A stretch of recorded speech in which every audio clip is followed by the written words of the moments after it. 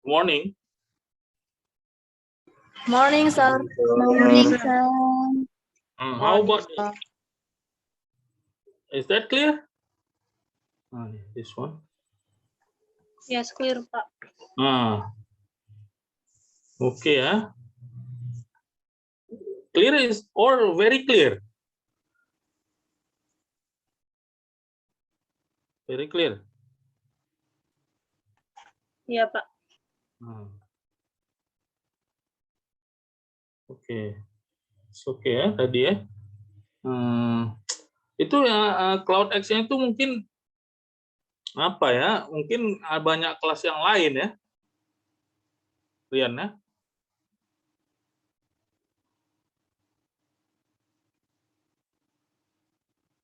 Rian. Itu CloudX-nya kenapa?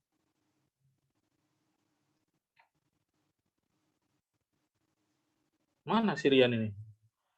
Suara saya dengar kan? Jaringan jaringan sini nggak bermasalah. Nah, jadi CloudX ini kenapa katanya? Ada informasi? Tadi sudah saya minta tadi belum masuk hostnya Pak. Terus saya cek juga tadi Bang Sutres, dia WA-nya cuma checklist 1 Pak, nggak aktif WA-nya Pak. Makanya agak lama Pak. Oke. Itu rekaman yang kemarin belum dikirim, Bro Rian. Iya Pak. Hah? Yang ketiga kan Pak? Iya. Kirim lah. Iya Pak. Ini nanti. iya Pak. Apa? Jangan saya lupa. Kau pun lupa, Rian. Nanti kayak itu. Kalau udah siap, kirimkan aja gitu. Jangan ditunggu-tunggu ditanya. Gak apa-apa. Jadi minggu depan di ini aja. Dibuat kayak gini aja. Dia CloudX ini apa namanya? Kita buka aja CloudX ini, nggak apa-apa kan? Nah, kalau ternyata dia nggak connect ya, berarti nggak rezeki lah ya kan? Tapi kalau dia connect ya syukur gitu. Cuman dicoba aja, ya Rian ya. Terus aja minggu depan di CloudX ini ya.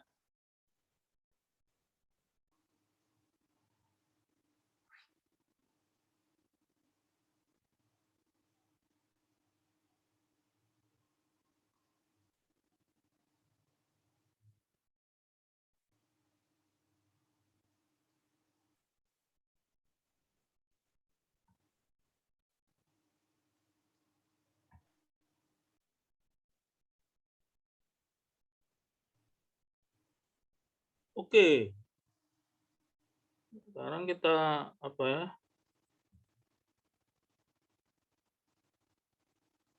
Tar ya.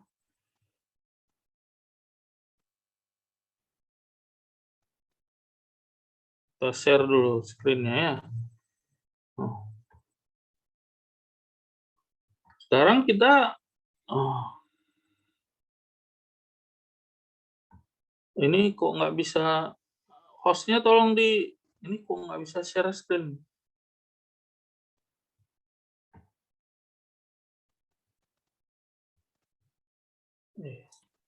Udah saya alihkan tadi Pak. Iya, cuman nggak disable ya. Oke, Pak.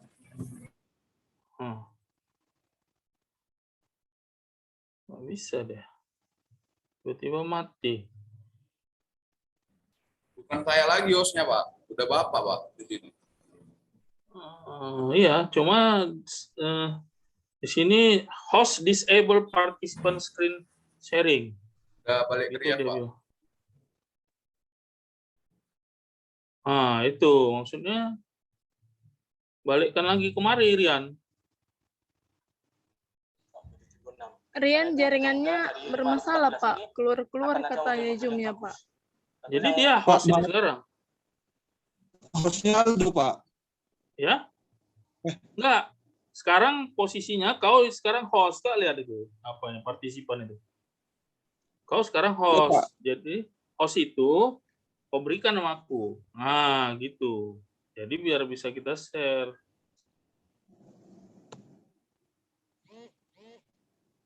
Nah, gitu. Ya kan?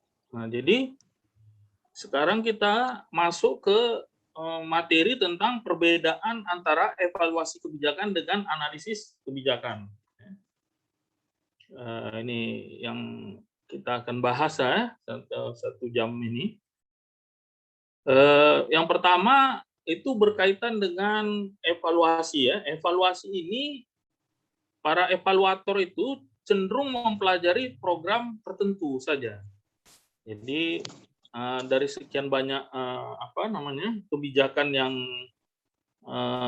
dilaksanakan oleh birokrasi, maka beberapa program saja yang dijadikan pusat perhatian daripada evaluator ini. Apakah itu program ini yang sedang berlangsung ataupun yang sudah selesai dilakukan gitu. Di mana evaluator ini, bagaimana kita bicara kemarin, tujuan evaluasi ini adalah untuk melihat efektivitas daripada program ini. Apakah program ini berjalan dengan efektif atau tidak. Nah, evaluator itu begitu kerjanya. Ya. Sedangkan analis kebijakan, ya, policy analyze. Policy analyze. Analis itu berarti orangnya, ya. Orang yang menganalisa kebijakan, gitu, analis, ya, intinya. Atau yang disebut dengan policy analyze. Supaya lebih jelas diketik aja ya kan. Policy analyze. Supaya jangan keliru. Policy analyze.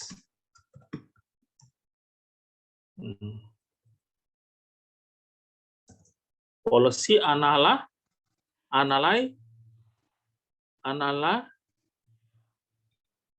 policy analyze. Oke, ini ya. Policy analyze. Baru kemudian policy analyze ini atau disebut dengan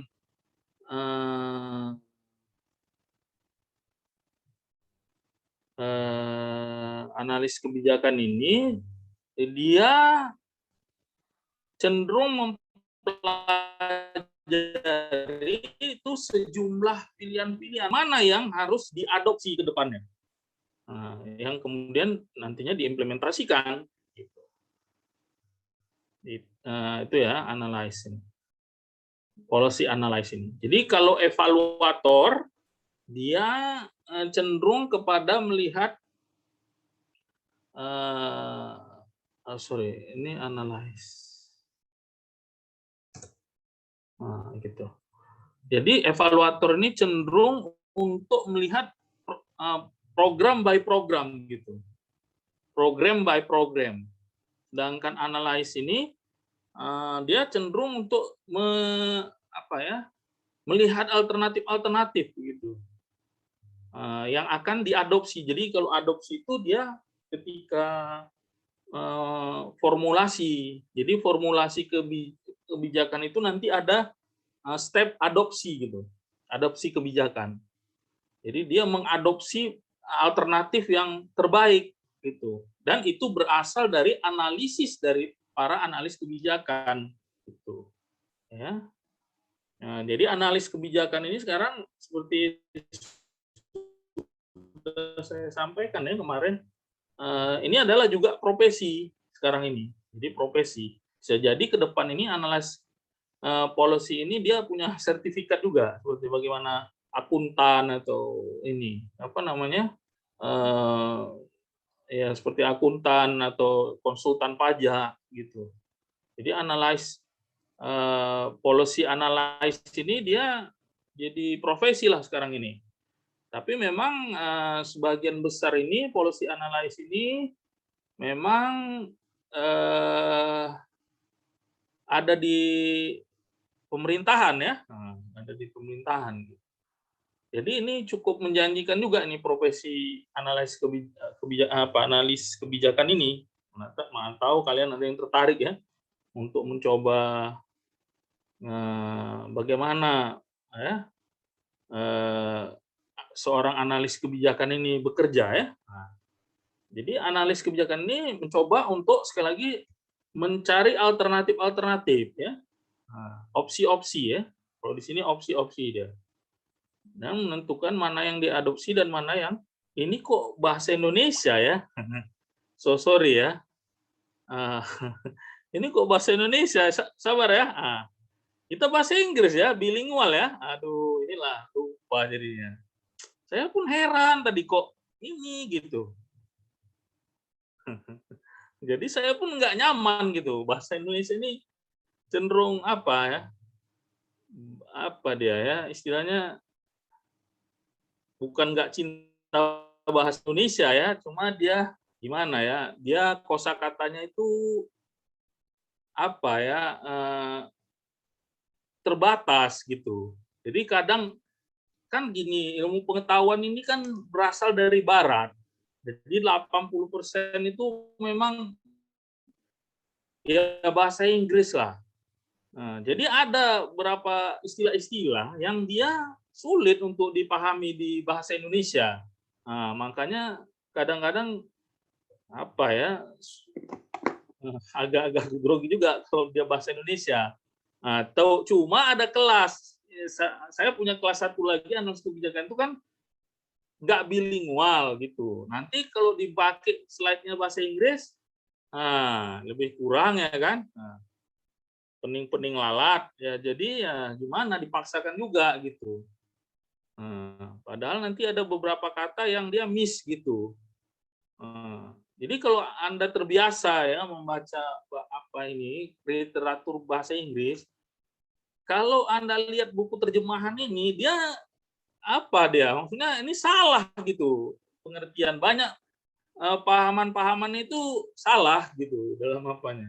Karena yang menerjemahkan buku ini bukan orang yang ahli dalam bidangnya. Nah, terutama bidang tertentu kan mencari uang aja. Jadi bukan apa namanya? Kalau dia sosial, dia bukan orang sosial gitu. Pernah saya satu buku filsafat saya teliti kan, siapa yang menerjemahkan ini? Ternyata yang menerjemahkan itu adalah orang bahasa Inggris gitu. Sehingga akhirnya maksudnya orang yang kuliah di jurusan bahasa Inggris gitu. Ya tentu saja dia nggak paham tentang apa istilah-istilah filsafat dan kemudian konsep-konsep filsafat dan teori-teori filsafat gitu. Makanya yang dia terjemahkan itu ya literate aja. Literate itu maksudnya ya menurut Kamus Umum Bahasa Inggris lah. Nah, itu pengalaman ya. Sehingga akhirnya, karena kalau dalam filsafat ini kan istilah itu sangat penting gitu. Ya, kalau kita belajar filsafat itu istilah itu 50% daripada apa kita pengetahuan kita untuk menguasai filsafat ini.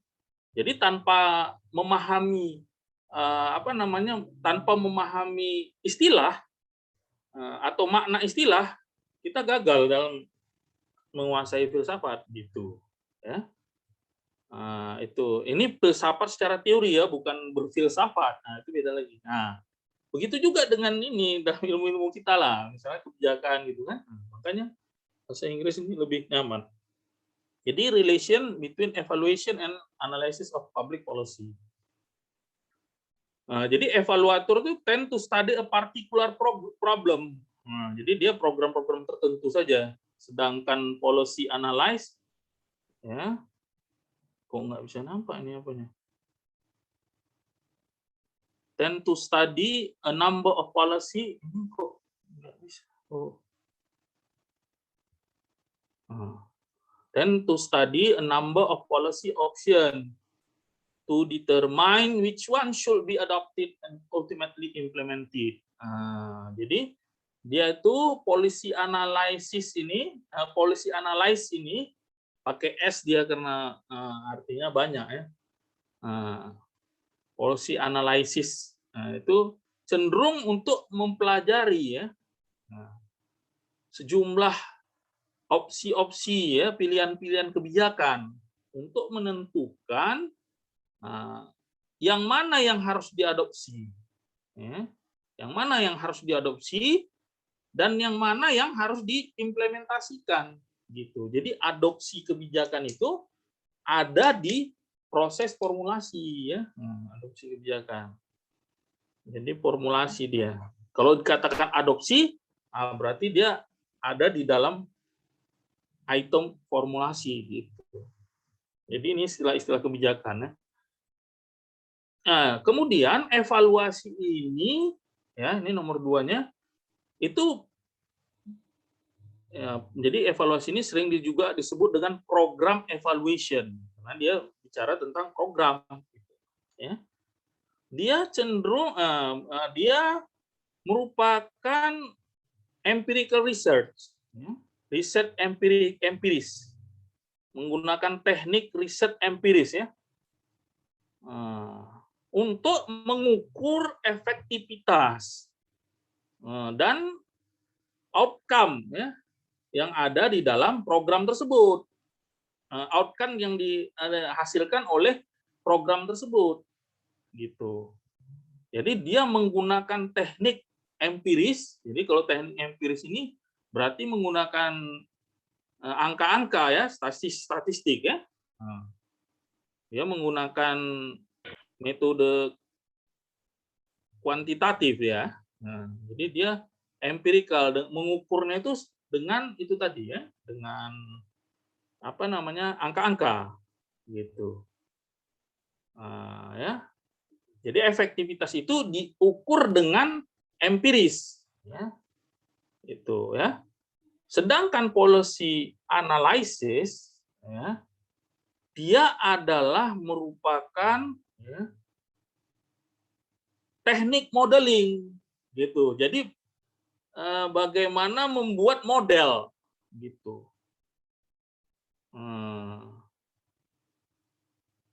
Ya, itu bedanya. Jadi dia adalah teknik untuk membuat model. Terus apa beda antara model dan teori? Nanti kita bahas, ya. Ya, itu dia. Jadi dengan model ini, ya, model ini kemudian diuji cobakan, ya. Apakah menjadi satu proyek dia? Apakah dia efektif atau tidak efektif? Apakah outcome-nya itu dapat melakukan perubahan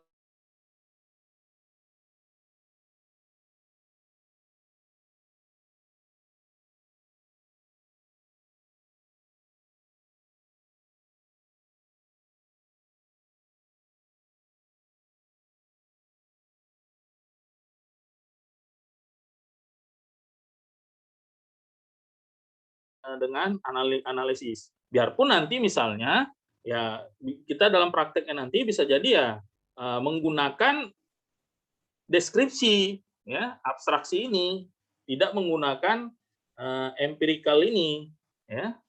Ya, bisa aja itu kita lakukan, gitu. Tapi pattern-nya itu seperti itu. Jadi program evaluasi itu selalu mengukurnya dengan cara yang empiris sebenarnya. Bicara angka-angka lah bicaranya, ya, pengukurannya, misalnya pengukuran kepuasan, mengukur perilaku, ya, perilaku misalnya ASN dan sebagainya, itu dengan skala-skala tertentu, gitu, ya, menggunakan skala-skala, gitu, ya. Atau rumus-rumus statistik juga dipakai di sini. Tetapi kalau di analis ini dia nggak begitu, gitu. Analis kebijakan ini itu bicara tentang bagaimana membuat model, dan bagaimana model ini kemudian dijadikan proyek, yang kemudian proyek ini nantinya diukur apakah efektif atau tidak efektif. Ya, jadi model ini dia bersifat abstraksi. Kita lihat di bawah. Apa definisi model supaya mudah, ya? Model itu adalah simplifikasi daripada realitas, gitu. Jadi dia mencoba untuk mengabsorb, ya, mengabsorb atau apa bahasa Indonesia itu ya, mencoba untuk mengabstraksi lah, nah, lebih tepatnya realitas yang ada itu ke dalam apa ya, ke dalam bentuk satu teori teoritik, bagaimana ya, bukan gitu ya penjelasannya. Jadi model ini adalah simplifikasi daripada realitas ya. Jadi realitas itu maksudnya apa? Realitas itu adalah segala sesuatu yang ada di luar objek. Segala sesuatu yang ada di luar subjek. Jadi yang di luar diri kita inilah yang disebut dengan realitas itu. Nah, dalam ini ya, ini dalam filsafat barat itu seperti itu ya, filsafat ilmu lah kita katakan.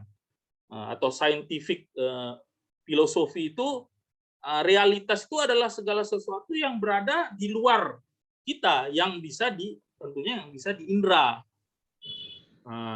Jadi segala sesuatu yang tidak bisa diindra oleh manusia itu bukan realitas. Itu dia apanya, makanya disebut, kalau Anda pernah nonton film, saya pernah nerangkan ini juga saya kira di kelas ini. Anda nonton film seri The X-File. Pernah ada nonton The X-File? Itu adalah something apa ya, beyond reality, gitulah. Dia tidak mengatakan bahwa beyond, maksudnya filsafat scientific filosofi ini tidak mengatakan bahwa ini ya, maksudnya beyond reality itu bukanlah tidak ada gitu. Ada, cuman dia bukan realitas. Itu dia. Jadi kata realitas itu sendiri itu dimaknai adalah sesuatu yang berada di luar daripada subjek, artinya di luar kita, di luar diri kita. Ya, di luar diri kita yang bisa diindra. Jadi kalau nggak bisa diindra, misalnya kuntilanak apa dan sebagainya, cerita-cerita itu beyond reality dia. Dia ada tapi bukan realitas. Nah, itulah makanya dia kasus-kasus yang itu extraordinary itu dimasukkan dia ke dalam apa ya, disebut di FBI itu disebut dengan X-Files. Gitu dia ceritanya. Supaya kalian paham juga, artinya realitas itu harus kita pahami apa realitas itu ya. Maksudnya dalam filsafat ilmu ini realitas itu apa gitu. Itu harus dipahami juga. Jangan nanti sampai tamat kalian nggak tahu apa itu model, apa itu realitas ya kan. Berat, karena saya lihat nggak ada filsafat ilmu ini ya di S1, di S3 baru ada ini filsafat ilmu. Inilah sekelumit tentang filsafat ilmu ini, karena dia harus apa dia? Karena semua teori-teori ini akan ditarik ke filsafat ilmu, ya. Nah, kira-kira gitu yang dimaksud dengan realitas itu. Jadi simplifikasi realitas maksudnya realitas yang ada di luaran ini, yang dia merupakan di luar daripada subjek yang dapat diindra, itu disimplifikasi dia. Nah, simplifikasinya itu tentunya dia menggunakan itu bahasa filsafatnya disebut dengan a priori. Kalau apanya bahasa sederhana itu nalar, gitu, atau disebut dengan akal ya, itu bahasa Indonesianya. Jadi bagaimana memsimplifikasi realitas itu? Yaitu dengan mengabstraksinya. Yang bisa mengabstraksi realitas itu adalah akal atau disebut dengan nalar. Ya, kayak mana pula lah contohnya itu Pak, ya kan? Pasti ada pertanyaan itu, gimana maksudnya mengabstraksi itu? Ada yang bisa kasih contoh? Bagaimana kita mengabstraksi realitas? Itu yang disebut di sini mensimplifikasi realitas. Coba, ada yang mau apa? Bisa kasih contoh yang sederhana lah, supaya bisa dipahami. Ini semua kameranya tolong di apa ya? Oh lupa tuh, ya. Kamera-kamera ini di ini ya. Nah. Coba. Bagaimana akal itu, bagaimana proses abstraksi itu? Nah, coba itu tuh. Gimana dia? Coba ada yang bisa apa? Ini tiap hari, kerjaan kita tiap hari nih. Nah, mengabstraksi ini. Kalau kalian nggak tahu ini aktivitas ini, berarti kalian ya bukan manusia lah. Nah, itu dia. Itu dia. Coba berikan contoh abstraksi ini. Pak. Ya. Jadi Coba, yang saya gimana? tahu sederhana ini kan Pak. Misalnya Sederhana. Ya, indra kita ini kan mata kita menangkap pada kursi. Nah, proses abstraksinya itu ya kita menjelaskan bahwasanya kursi ini berkaki 4, dia bisa diduduki dengan berat sekian-kian kilo, dan jika kena air dia akan lapuk, disimpan di udara yang sudah ditentukan agar dia tahan lama. Itu sih Pak. Dengan kemampuan logistikon kalau kata Plato itu menjelaskan itu. Itu deskripsi atau abstraksi? Nah, itu dia. Ini harus dibedakan. Itu deskripsi atau abstraksi. Nah, itu apa? Itu harus dibedakan dia. Nah, ya betul Pak. Dijawab. Ya, mana yang betul? Lebih ke deskripsi sih. Deskripsi Pak. Iya. Itu namanya deskripsi. Bukan abstraksi dia. Jadi akal ini bisa dia memisah-misahkan. Jadi misalnya itulah dia deskripsi itu tadi. Dia mampu memisah-misahkan. Ya, biarpun di dalam realitas luarannya nggak terpisah-pisah. Misalnya kursi. Kursi ini terdiri dari 4 kaki. Dia terbuat dari kayu. Mampu dia. Akal ini mampu untuk memisah-misahkan itu. Dan artinya mendeskripsikannya. Jadi abstraksi itu misalnya ini dia contoh abstraksinya. Misalnya ini handphone, ya kan? Ini handphone ya. Apakah handphone ini, ya ini kan di luar nih. Apakah handphone ini yang masuk di dalam kepala kita? Nah, itu saya tanya. Ini handphone. Anda paham kan? Ini handphone, ya kan? Pasti paham. Oh ya tahu Pak. Ini saya tahu lah. Ini handphone ini. Tapi apakah handphone ini yang Anda lihat ini masuk ke dalam kepala Anda? Saya tanya sama Anda. Sama kalian semua. Ini dia. Coba. Apakah enggak, kalau nggak tahu itu parah kali kalian ini. Ini handphone. Handphone ini bisa nggak kalian pahami? Bisa. Tapi apakah handphone yang ada di luar ini itu masuk ke dalam kepala Anda? Saya tanya. Tidak, Pak. Jadi apa yang masuk ini? Data yang ada di handphone itu, Pak.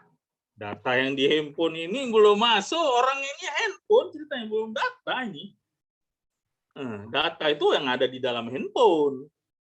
Ketika Anda melihat handphone ini ada di dalam pikiran Anda. Tapi apakah handphone yang ada di luar ini itu masuk di dalam kepala Anda? Tidak Anda sebutkan. Jadi apa yang masuk itu?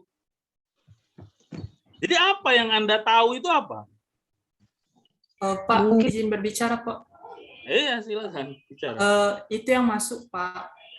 Kayak informasinya. Kan misalnya kan, Pak, kita buka sebuah artikel atau membaca suatu berita. Nah, itu bukan apanya, Pak, langsung datanya masuk, tapi dari membaca dulu kita pahami, baru nanti diolah sama otak. Gitu sih, Pak.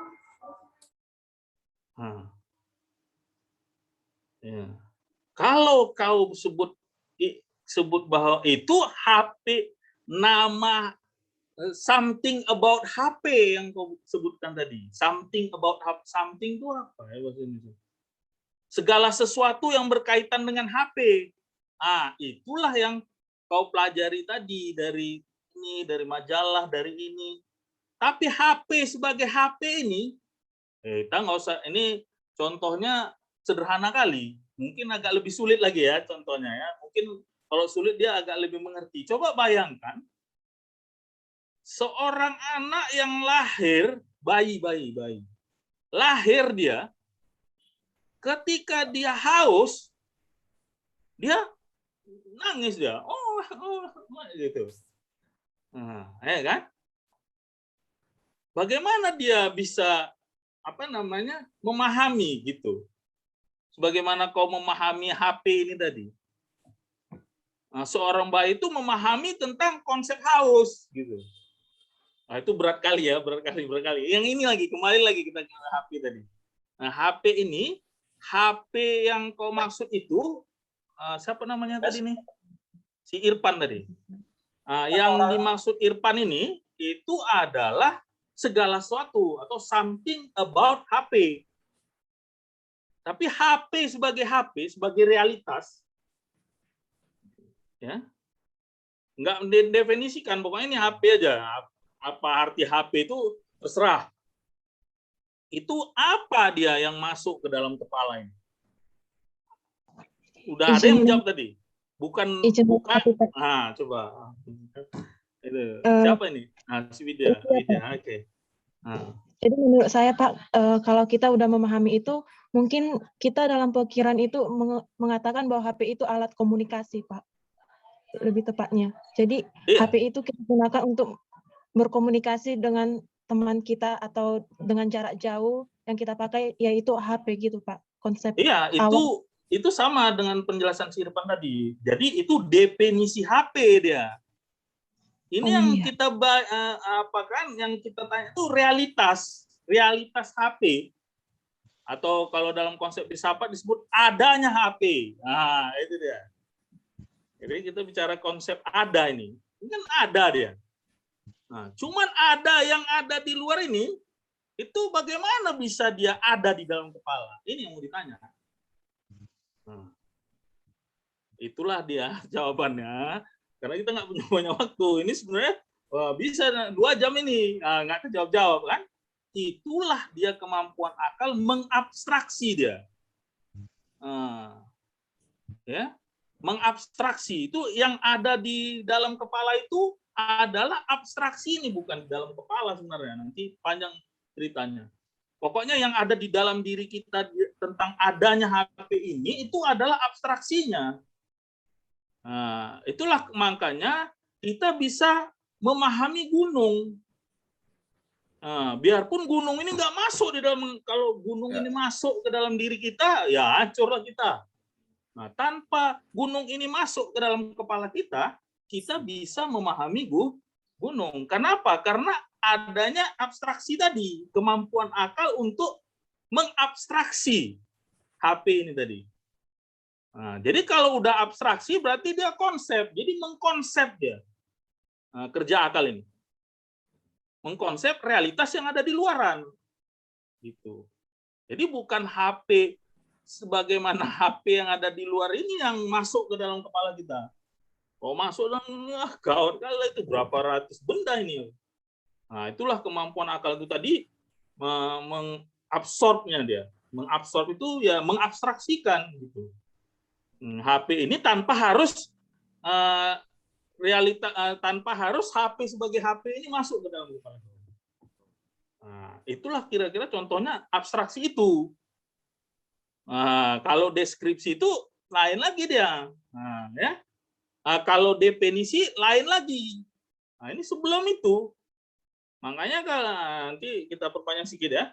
Nah, makanya kata Immanuel Kant bahwa kita tidak memahami realitas luaran ini. Kita tidak, manusia ini kata Immanuel Kant tidak akan mampu memahami realitas ini. Karena benda ini tidak akan bisa masuk ke dalam kepala kita. Itu menurut Immanuel Kant. Langsung dimunculkanlah kritiknya kan. Kritik kritik keras terhadap Immanuel Kant. Salah ente. Manusia itu biarpun tidak mampu membuat HP ini masuk ke dalam kepala kita, ya. Tapi minimal akal ini bisa mengidentifikasi bahwa HP ini ada. Gitu. Dari konsep ada inilah kemudian apa ya, istilahnya kita perdalam lagi. Nah, itu tadi konsep abstraksi. Abstraksi itu adalah konsep yang berasal dari adanya HP. Nah, jadi Immanuel Kant ini berusaha mengcounter pandangan Aristoteles tentang konsep ada ya. Tapi gagal, salah pandangan dia. Kalau kita nggak bisa mengenal ini semua, ya berarti apa ini yang di luar ini gitu. Terus apa yang kita lihat ini? Jadi minimal kita mengetahui yang di luar ini adanya HP. Nah, itu minimal itu. Nah, kalau mau kita perluas lagi bisa melalui konsep ada ini. Nah, itulah ada yang dibilang si Kristo tadi, bahwa adanya ini bisa kita deskripsikan. Nah, punya kaki 4, punya ini, punya itu, punya ini. Nah, bisa kita perluas lagi. Yang kata si Widya tadi. Nah, dari definisi HP. Itu yang sebenarnya mau di-counter apa ini ya, pemikir-pemikir Renaissance seperti René Descartes, Immanuel Kant, dan seterusnya itu mencoba untuk mengatakan bahwa konsep ada ini adalah keliru. Tapi ternyata counter ini tidaklah kuat. Ya, tidaklah kuat. Jadi nggak benar bahwa kita tidak mengenal sesuatu yang ada di luar ini. Nah, yang kata Immanuel itu nggak bisa mengenal yang di luar ini sebagaimana adanya. Karena ya itu tadi HP itu nggak bisa masuk dalam kepala kita. Bagaimana kita bisa mengenal HP? Oke ya. Oke ya. Jadi itu. Ada yang ini mungkin agak jadi itu ya. Jadi mengabstraksi. Jadi kemampuan itu mengabstraksi. Jadi model ini ya, model itu adalah abstraksi daripada realitas itu. Gitu. Ya, jadi analisis kebijakan itu adalah bagaimana membuat model gitu. Model ini yang bagaimana kita ketahui adalah abstraksi daripada realitas. Nah, sampai di sini ada yang kurang ngerti, coba. Itu apa ya? Maksudnya kalau kajian-kajian filsafat ini Anda harus belajar sendiri ya. Karena semua ilmu pengetahuan itu akan berujung kepada filsafat ya. Nggak bisa enggak. Apalagi mata kuliah atas ini. Anda harus paham, kalian itu harus paham dia. Yang kalian buat itu di dalam skripsi itu harus paham. Sampai definisi model pun udah dihadirkan sama kalian. Jadi kalian simpan definisi ini. Baik-baik. Karena nanti akan kalian gunakan di dalam mungkin skripsi kalian nanti. Ya, model. Jadi banyak nanti di dalam implementasi kebijakan pun ada istilah model. Nah, itu ini artinya.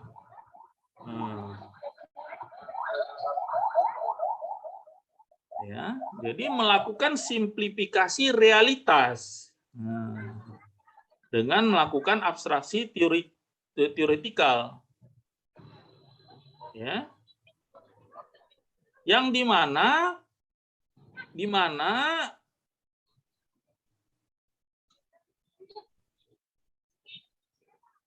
abstraksi teoretikal ini dapat kita manipulasi. Jadi misalnya kita ingin menerapkan satu model ya, menerapkan satu model. Kita dapat memisah-misah komponen daripada model-model tersebut. Ya. Nah, bahkan boleh tidak atau mengabaikan satu komponen gitu. Nah, itulah yang disebut dengan manipulasi tadi. Jadi model itu adalah simplifikasi daripada realitas dan merupakan abstraksi daripada teori yang dia dapat dimanipulasi. Gitu. Dapat dibongkar pasang dia.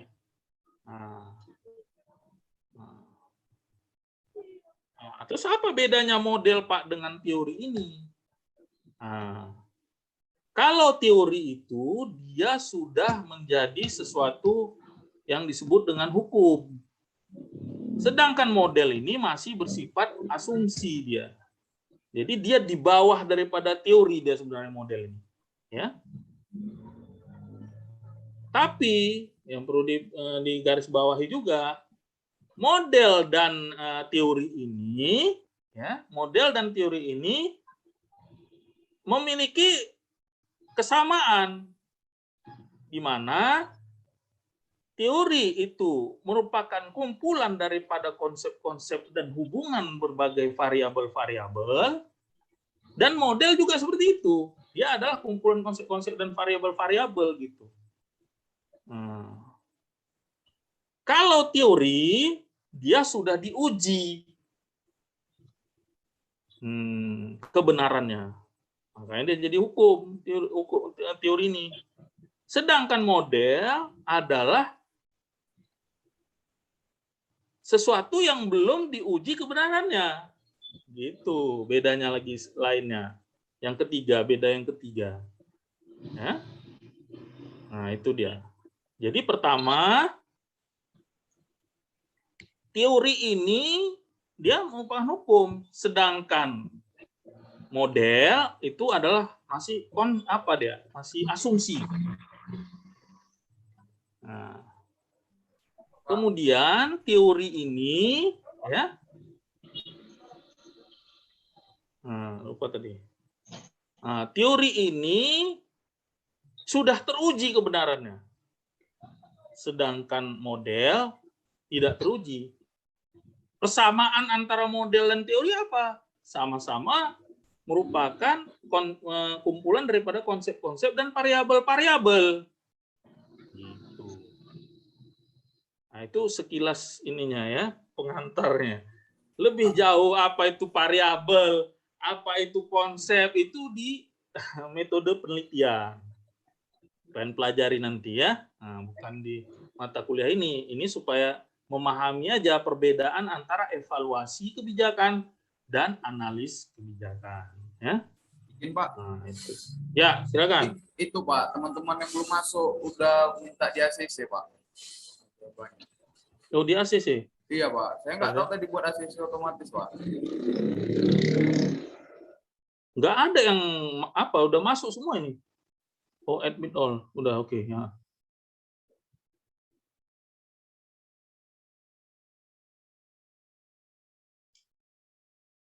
Nah. Sampai di sini ada yang mau ditanyakan? Nah. Pak, ini bingung Pak. Nah, itu silakan. Harus bingung, kalau nggak bingung, bukan belajar namanya, ya kan? Itu dia bedanya. Jadi evaluasi ini bicara tentang menggunakan teknik empiris, sedangkan analis kebijakan itu bicara tentang menciptakan model-model sebagai alternatif untuk bisa diadopsi nanti di dalam formulasi kebijakan.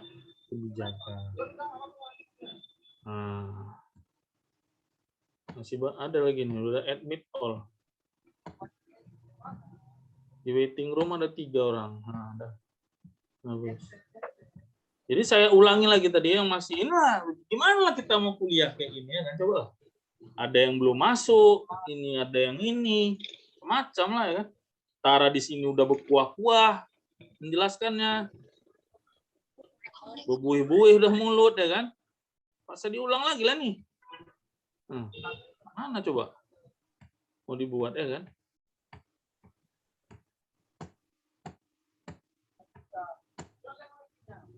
Ini kok nggak Elma Munte ini sampai 2 dibuatnya apa?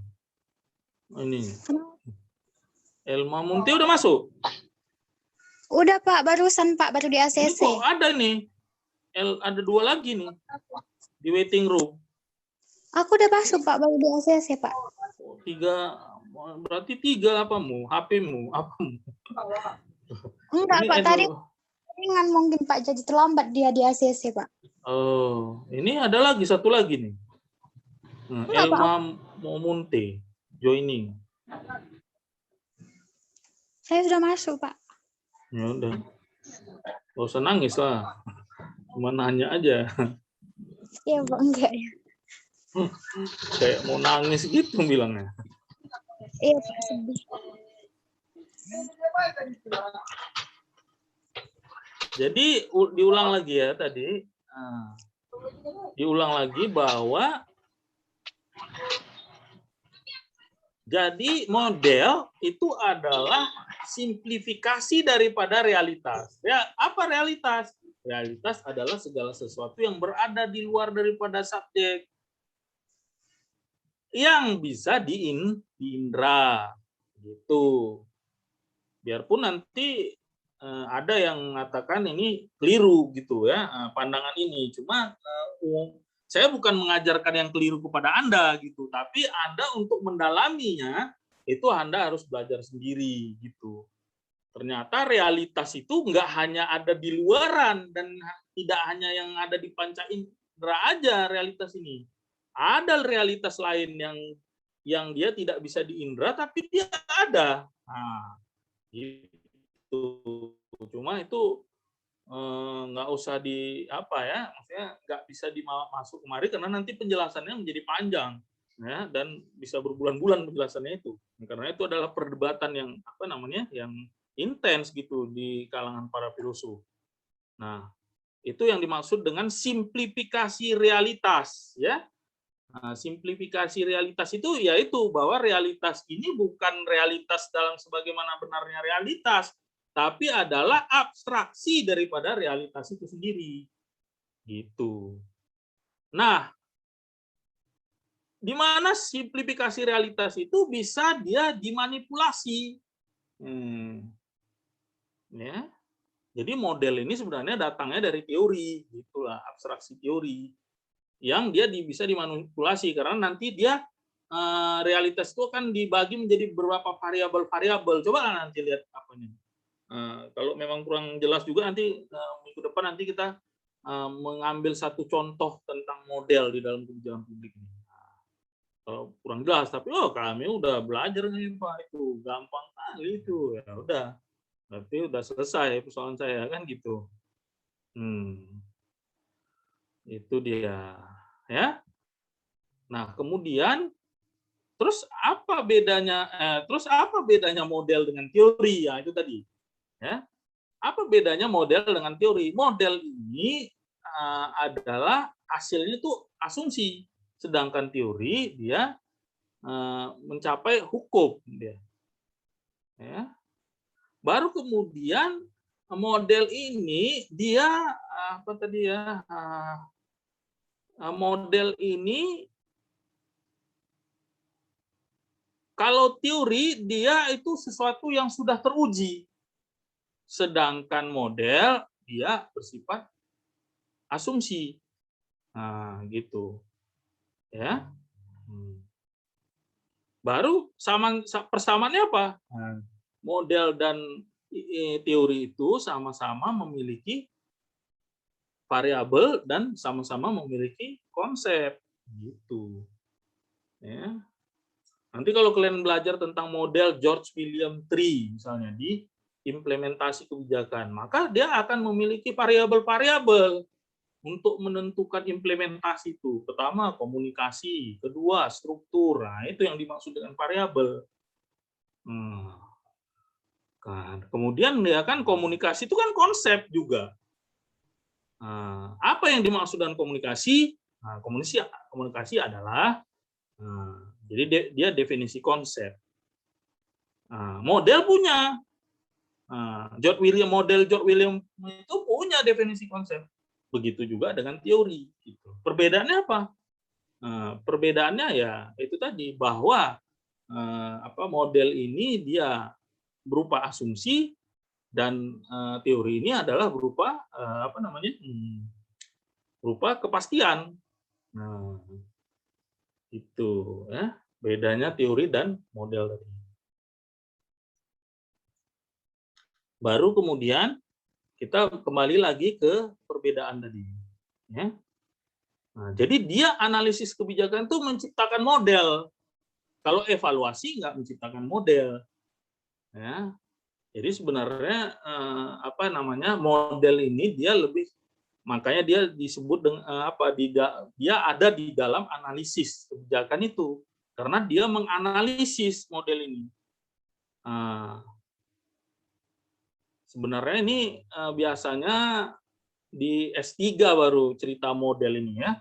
Tapi kalau sekarang ini di S1 pun ini bukan hanya ditujukan untuk deskripsi ya, kemampuan untuk mendeskripsikan sesuatu, tapi juga menganalisis. Oleh karena itu model ini juga sudah dibicarakan dengan cukup dalam seharusnya di dalam mata kuliah di S1 ini. Nah, karena di dalam kampus Merdeka ini, kalian tidak hanya diharapkan mampu untuk mendeskripsikan sesuatu konsep, tapi juga mampu untuk menganalisa suatu konsep. Nah, gitu. Ini jauh balik ke filosofi dasar kampus Merdeka ini ya. Gitu. Kemudian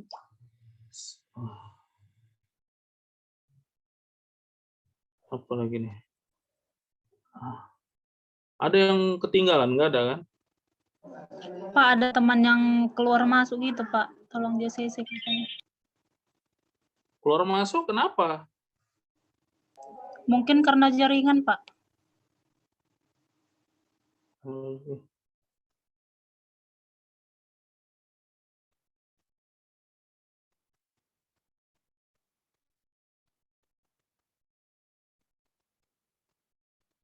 Ini kameranya Elma Mungti. Kameramu mana? Udah dimasukin, udah 3 HP-nya. Elma, atau ku keluarkan kau?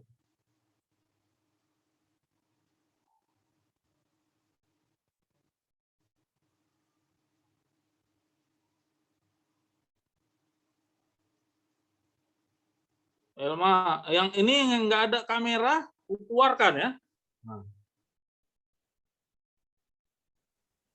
Jangan ngacang lembu. Lembu itu dipecut baru dia jalan. Nah, ini kan manusia. Ya kan? Kalau aku di sini udah siap, udah mandi, udah ini, kalian pun harus siap juga di situ. Mana pula mungkin mahasiswanya lebih hebat daripada dosen? Itu udah kurang ajar kalian nih. Aku udah berbuih-buih menjelaskan di sini. Kalau kalian nggak bisa buat kamera, aku keluarkan. Nah, ini. Pak, ada itu, Pak. Saya yang sebagian nggak bisa ngidupin kamera, Pak. Saya juga tadi kayak gitu, Pak. Nah, itu kan kasuistis. Yang ianya nggak apa gitu. Hah?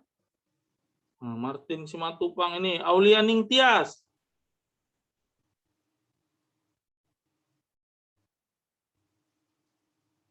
Ini siapa yang maaf ini?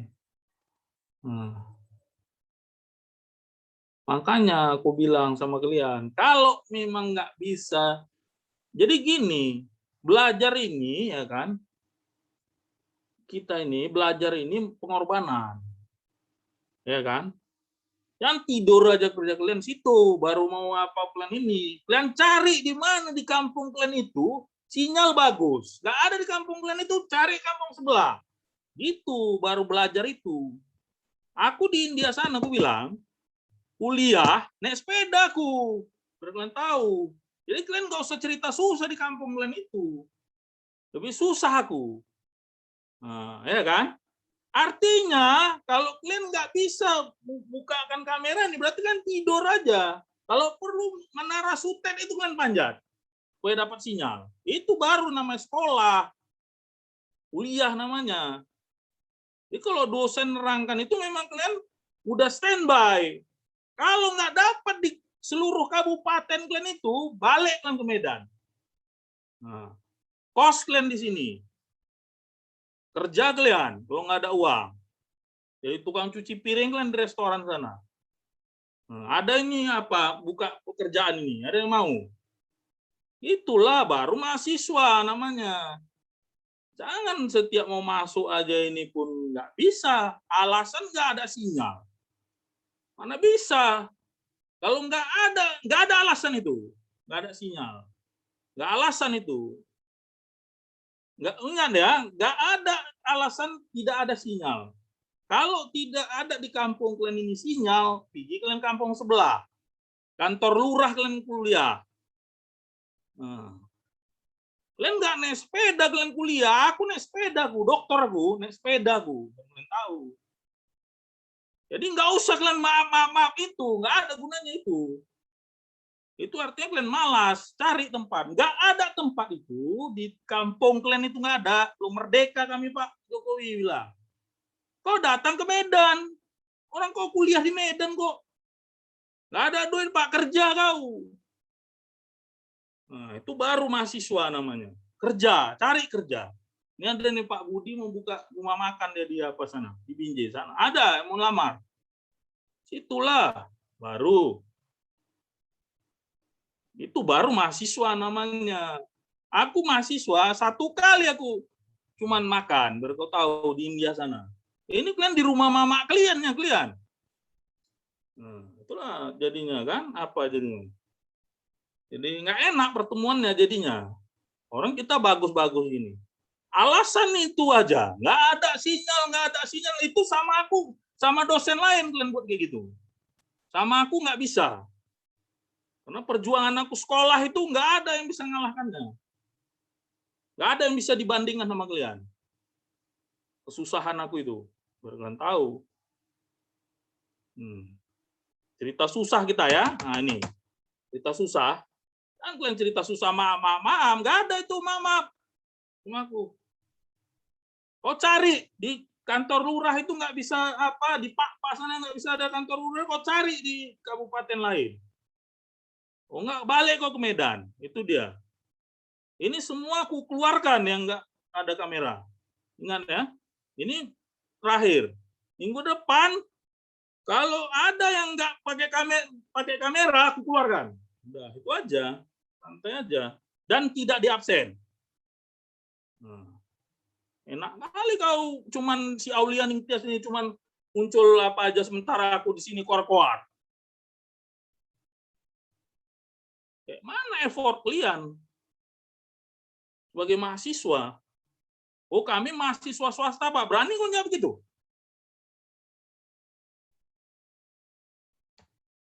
Suruh aja tukar dosennya, kalau kau berani jawab kayak gitu. Oh ada kalian orang yayasan, keluarkan aku dari rumah. Apa? Oh, sama aku nggak ada cerita itu ya.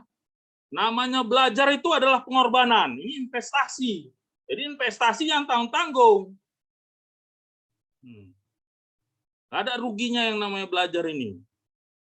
Ini menentukan masa depan kalian. Investasi dia. Bilang sama apa orang tua kalian, ini investasi nih bos. Kalau nggak bisa sanggup orang tua kalian, aku pun sekolah bukan orang tua yang biayai. Aku beasiswa dulu. Ya, itu berikan tahu, cari kerja sendiri di Medan. Itulah kerasnya hidup itu. Tahu kalian kayak mana perjuangan itu. Jangan di rumah pun kalian rumah kalian di gunung sana kalian bertahan di situ. Ya nggak ada sinyal. Terus kalian minta maaf sama aku. Mana bisa belajar minta maaf. Nggak ada itu. Itu nggak ada usaha namanya, nggak ada pengorbanan. Belajar nggak ada pengorbanannya. Nggak usah sekolah lah kalian. Ya, ingat tuh ya, minggu depan. Nah, ini sama kelas ini terlambat saya karena saya anggap karena kita udah masuk yang lalu gitu. Nah, udah kenal dengan saya. Terganggu sinyal, nggak ada itu terganggu sinyal. Saya pun kalau saya pakai yang di Bekasi 15 giga itu pun terganggu sinyal. Bisa saya buat kayak gitu alasannya sama kalian? Saya keluarkan uang untuk apa? Untuk kalian ini bisa menikmati dengan uang pribadi saya. Untuk kalian bisa menikmati ini. Kalian pun harus begitu juga. Jadi sekolah itu, ingat sekali lagi, sekolah itu pengorbanan. Bukan ngasuh-ngasuh terus dapat ijazah. Proses belajar mengajar ini penting dia. Nggak bisa ya, ingat tuh. Kamera-kamera ini ya, jangan nanti ada lagi. Kalau kelas lain udah tugas tuan. Ini karena udah kita jumpa di sini, udah pernah lah kita di kelas saya. Tahu lah, saya orangnya kan apa ya kan, apa namanya? Nah itu nggak punya toleransi. Saya nggak punya toleransi. Karena kalau saya belajar di India ini, tahu kalian neraka? Nah, kalau neraka itu adalah tempat, India inilah neraka itu, kalian tahu. Indonesia ini surga lah.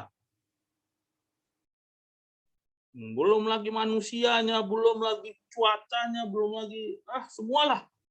Atau bilang lah sama kalian. Nah itu ada. Jadi nggak usah kalian apa. Kalau di Sipiongot kampung kalian itu surga. Keluar kalian dari surga sana, masuk kalian ke neraka. Bertahu kalian kayak mana sakitnya apa ini perjuangan ini. Ngantuk sambil ini di belakang apa, ke belakang kursinya kalian apa? Belajar. Gayanya minta maaf, nggak ada sinyal. Pergi kan kantor desa, nggak ada kantor desa itu, pergi kantor kecamatan. Nggak ada kantor kecamatan juga sinyal ini bagus. Mana Telkom ini? Apa namanya tower Telkom ini ya, kalian panjat situ. Kalian selfie di atas itu kan, TikTokan kalian. Sebarkan semua. Inilah perjuangan kuliah itu baru paten kalian. Jangan minta maaf aja. Nggak bisa juga ke Medan kalian, cari kerja. Di sini kalau nggak ada uang untuk kos, cari kerja. Itu baru. Jual mie kalian, mie apa? Jual mie balap kalian. Makanya kalau mahasiswa ini ada bisnisnya, ada ininya. Diskusi sama saya nanti apa yang mau bisniskan. Main ini. Kalian dari kampung-kampung sana, kalian hasil-hasil dari kampung sana kalian jual di Medan ini aja udah hidup ya. Nah, itu ada. Saya bilang, kalau aku ditinggal di kampung kalian ini, aku bawa hasil-hasil kalian itu apa? Nggak ada yang mau beli, dosen kalian suruh beli. Pak, saya butuh duit, Pak. Inilah ada yang saya jual, tapi bukan mengemis ya. Inilah yang ada, Pak, gula merah. Aku beli gula merah kalian. Itu. Nggak kenal dengan dosen yang lain, aku kenalkan. Nah, aku nanti yang bantu jual kan. Itu baru mahasiswa. Jangan maaf-maaf aja. Ya, ingat tuh sama saya. Bisa kita lanjut nih ya. Jadi itu yang paling penting sama mahasiswa ini. Semangat itu. Gitu. Semangat dan pengorbanan itu dimanapun kita kuliah harus kita sungguh-sungguh. Jangan ini. Nggak bisa kalian kerja, jualan kalian. Dari kampung sana nggak mungkin nggak ada hasil. Ada pasti hasil. Nah, kalian bawa hasil itu ke Medan ini. Kita buat kayak mana jualnya cara online tuh saya kasih pelatih tutorialnya gratis kan. Dan kayak mana belajar jualan di Shopee, jualan di Tokopedia, bisa. Bisa, aku ajarin sama lu. Nggak mungkin di kampung kalian nih, kami Pak, kampung kami gurun pasir Pak, kayak di Arab Saudi sana, mustahil lah itu. Bohong lah itu udah. Apa yang bisa di kampung ini kita jual? Kita jual. Kita hasil-hasil di kampung ini kita jual di kota ini. Pakai online lah kita jual. Gitu baru. Tinggallah kau di Medan ini. Kalau jadi agen barang-barang ini, jadi penduduk masyarakatmu di kampung sana terbantu. Kau juga terbantu sekolah, kuliah pun mantap, kan gitu. Capek lah tuh Pak, ya capek lah. Mau nggak capek ya, gitulah di kuburan sana tidur nanti lama-lama kalian. Kalau mau tidur aja ya kan, nanti di kuburan lama tidur. Jadi itu kalau saya ya, prinsip saya nggak bisa kerja jualan kita dari kampung sana. Misalnya nih si Nutriani Sitohang, gimana kau nih sekarang Nutriani? Di Samosir Pak. Di Samosir sana apa yang bisa kau jual? Apa yang hasil di sana? Bawang ada? Ada Pak, padi, jagung. Nggak bisa misalnya sinyal kau di Samosir sana, Nutri, datang kau mari. Kau jual bawang goreng Samosir itu bawang goreng terbaik di Sumatera Utara ini. Kau jual online, ku ajari kau nanti cara bagaimana online ini, jualan online. Itu baru dia. Jadi nggak ada lagi alasan sinyal. Kau sewa pun wifi itu, saya pakai wifi Pak, 500.000 wifi ini, supaya bisa lihat wajah Bapak yang ganteng itu. Nah, gitulah. Nah, jadi nggak ada yang apa, Samosir sana begitu banyak hasil. Kalau di sini jadi agennya. Nah, ingat bawang merah di Samosir itu adalah bawang merah terbaik di Sumatera Utara. Nah, kalau jadi suppliernya di sini, di Medan ini, mahal kali itu harganya di bawang merah ini, dipajak ini. Itu jadi itu nggak akan meruntuhkan apa ya derajat hidup kita sebagai intelektual, enggak. Salah itu. Itulah yang membuat Singapura itu menjadi negara besar. Kenapa? Karena sebagian besar penduduknya adalah entrepreneur. Itu. Bukan duduk-duduk meneratapi nasib dengan tidak ada sinyal. Ya. Nah, inilah saya kira itu ya yang perlu disampaikan di sini. Relasi antara evaluasi analisis nanti kita bisa baca sendiri dan apa. Karena sebagian ya saya di UMA ini ya saya lihat itu saya diskusikan juga dengan WD3 ya. Yang sebagian besar ya memotivasi gitu. Jadi kalian tuh nggak boleh apa ya, nggak boleh minder apa gini, bermalas-malas enggak gitu. Kita kuliah di mana aja boleh, nggak ada masalah, nggak akan apa, nggak ditanya orang Harvard atau apa dalam apa nanti dalam kehidupan kita ini nggak akan ditanya orang Harvard apa, nggak ada itu. Harvard ini pun menghancurkan apanya bangsa ini juga nya. Betapa banyaklah menteri-menteri ini Harvard ini, kalian pikir beres sekali rupanya negara ini. Tapi itu dia semangat juang, ya moralitas itu yang penting. Sebagai seorang intelektual dimanapun kita, ya bukan di rumah ini apa, Pak, kayak mana Pak? Saya nggak bisa Pak. Di Medan ini cemana saya apa menata hidup ini? Kita jualan apa di kampung ada? Kita mainkan di sini. Ingat tuh Nutriani, bawang Samosir ini masih adanya orang nanam bawang di Samosir ini, Nutriani? Ya Pak. Masih ada kan? Iya masih Pak. Itu. Jadi itu payah kali nyari bawang Samosir ini. Kok impor dulu si bawang Samosir itu ke apa? Ke Medan. Jadi suppliernya, ya kan? Bagaimana caranya itu? Kau yang tahu, orang kau yang tinggal di Samosir itu. Gimana cara mendatangkan bawang itu dari Samosir ke Medan? Itu kau yang tahu. Karena kau kampungmu di Samosir sana, jangan kau tanya sama aku. Itu sangat dibutuhkan. Kau masukkan di restoran-restoran ini udah berapa itu? Itu dia. Ya, yang lain-lainnya juga. Tadi mana di Labuan Batu, di mana? Justru itu yang membuat kekuatan sama kita. Kita ini adalah kumpulan dari berbagai anak-anak daerah, gitu. Yang berjuang untuk mendapatkan pendidikan yang lebih baik. Itu harusnya kita bangga gitu. Jadi anak daerah yang sekolah. Saya kira itu aja ya, Rian. Jangan lupa inilah si Rian ini. Sepula dia counting, dia pula apa jaringan terganggu. Kalau di Medan jaringan terganggu misalnya, ya kau belilah 2-3 kartu, ya kan? XL 1, Telkomsel 1, gitu. Nggak ada Telkomsel, XL pakai. Itulah baru belajar namanya. Jangan mau belajar ini yang minimal aja, ya kan?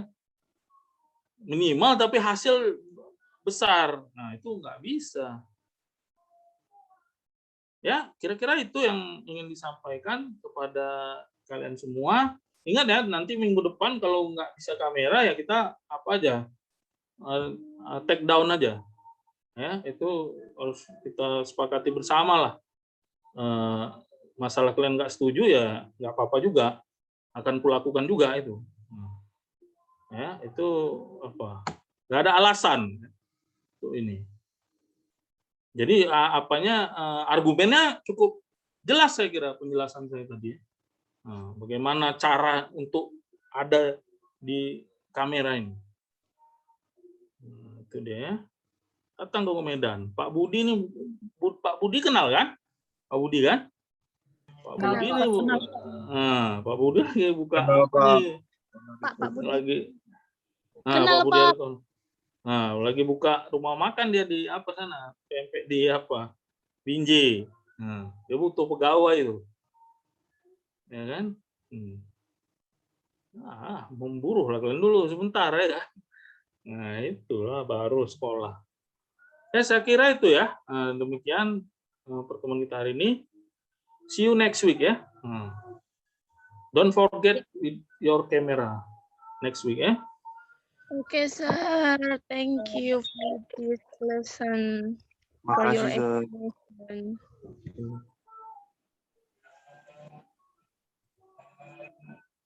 Tolong Riannya absennya apa? Foto kayak saya kira udah.